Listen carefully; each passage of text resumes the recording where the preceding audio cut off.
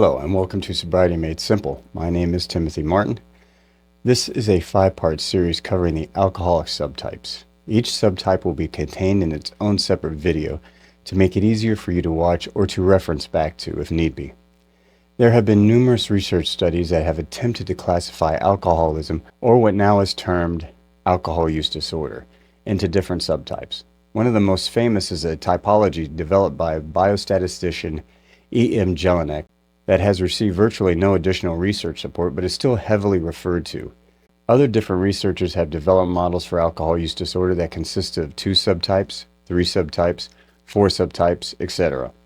The model referred to that I will be speaking of came from a 2000 study published in the Journal of Drug and Alcohol Dependency. Over 6% of American adults battled an alcohol use disorder. The National Institute on Alcohol Abuse and Alcoholism, or the NIAA, publishes that less than 10% of the adults in the United States who struggle with alcoholism, or AUD, receive any type of professional treatment for the disease. The reasons for this possible gap in treatment could be a perceived need for professional help and recognition that a problem with alcohol actually does exist. This idea may be perpetuated if a person doesn't fit into the role of a stereotypical alcoholic. When a person is educated, has a stable home life, holds down a job, and has no family history of alcoholism, it may be difficult for them to accept that their drinking is problematic. Research at the NIAA, part of the National Institute of Health, have identified 5 different subtypes of alcoholics to help people gain a better understanding of the disease. The 5 types include young adult subtype, young antisocial subtype, functional subtype, intermediate familial subtype, and chronic severe subtype. By gaining a better understanding of these subtypes, a person can better learn how alcoholism may affect them personally. If you recognize any of these alcoholic subtypes in you or somebody you know, it might be time to seek some help. Okay, today we're going to be discussing the 5th stage of the alcoholic subtype, which is chronic severe. Individuals in this group, the average age of drinking began at around 15 years old. Despite having an early onset of drinking, they had the diagnosis of alcohol dependency usually around the age of 30. Overall, this group had the lowest percentage of days that they were abstinent from alcohol. The group displayed the highest rate of emergency room admissions due to alcohol drinking.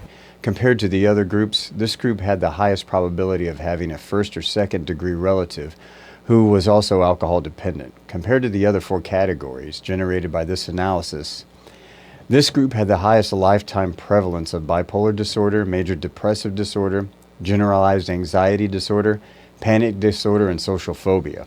This group also has the highest probability of co-occurring cannabis, cocaine, opioid, and tobacco use. This group has the highest rate of attendance in inpatient programs, especially rehabilitation programs and detoxification programs. Individuals in this group also demonstrated significant motivation to seek out treatment in all these areas, but with very poor success. This group also had the highest probability for the endorsement of several symptoms from the DSM-5 diagnostic criteria, including frequently drinking more alcohol than originally intended, or drinking alcohol for longer periods than originally intended, continuing to use alcohol despite negative consequences, having frequent unsuccessful efforts to cut down their use or stop their use of alcohol completely.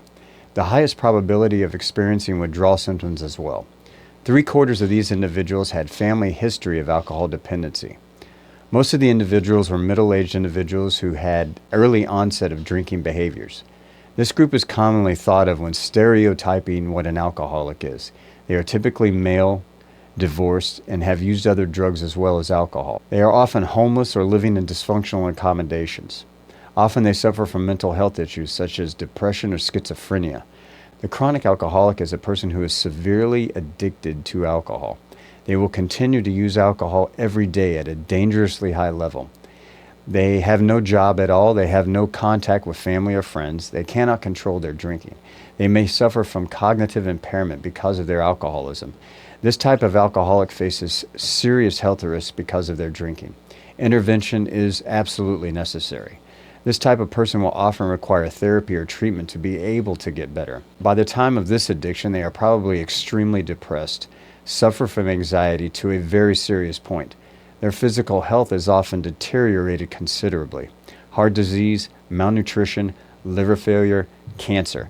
This is definitely where I was headed for sure. My drinking got me to the point where I was drinking hard liquor, and not just beer. I was drinking continuously. I would drink on my job. My health was starting to become a factor as well. So if you fit into this category or know someone who does, please do not hesitate. It's time to get help immediately. This is very serious. Get help as soon as possible. Remember, we all go through something.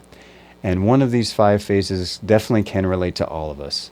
But if you can relate to this one, you've got to stop. There is no thinking about it. You must quit, okay? Thanks, and we'll see you in the next one. Take care.